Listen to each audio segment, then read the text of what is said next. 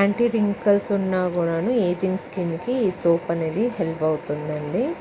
Neem soap వచ్చేసి skin infections ఉన్నా, pimples ఉన్నా, ఇచ్చింగ్ ఉన్నా కూడా ఈ సోప్ పనిచేస్తుంది. మంజిస్టర్ సోప్ వచ్చి కలర్ ఇంప్రూవ్మెంట్కి, స్కిన్ సాఫ్ట్కి హెల్ప్ అవుతుంది. అరోమా లావెండర్ సోప్ వచ్చేసి బ్రైట్నెస్, స్మూత్ షైనింగ్కి హెల్ప్ అవుతుంది. యాంటీ యాక్ని అంటే పింపుల్స్ ఉండే వాళ్ళకి, మార్క్స్ ఉండే వాళ్ళకి, పిగ్మెంటేషన్కి హెల్ప్ అవుతుంది. చార్కోల్ సోప్ వచ్చేసి డీప్ క్లీన్ చేస్తుంది, స్కిన్ డార్క్నెస్ తగ్గిస్తుంది. గోల్డ్ ఫేస్ వాష్ వచ్చేసి గోల్డ్ లుక్ అనేలాగా ఫేషియల్ చేసుకునేటట్టుంది అట్లా కనిపిస్తుంది. విటమిన్ సి ఫేస్ వాష్ వచ్చేసి స్కిన్లో వచ్చి న్యాచురల్ ఇంగ్రీడియంట్ని ఇంప్రూవ్మెంట్ చేస్తుంది. బాడీ వైట్నింగ్ లోషన్ వచ్చి బాడీ కలర్ ఇంప్రూవ్మెంట్కి హెల్ప్ అవుతుంది.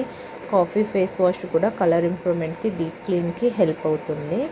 కెరటిన్ షాంపూ వచ్చి స్మూత్ షైనింగ్కి హెల్ప్ అవుతుందండి, స్ట్రైట్నింగ్ లుక్ కావాలనే వాళ్ళకి.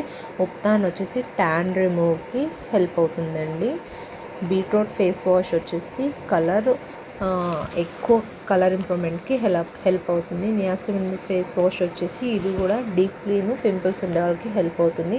స్కిన్ లైట్నింగ్ ఫేస్ వాష్ వచ్చి కలర్ ఇంప్రూవ్మెంట్కి, న్యాచురల్ కలర్కి ఇంప్రూవ్మెంట్ అవుతుంది. నైట్ ఫేర్నెస్ క్రీము సెన్సిటివ్ స్కిన్కి యూజ్ అవ్వదు, ఆల్ స్కిన్కి సూట్ అవుతుంది.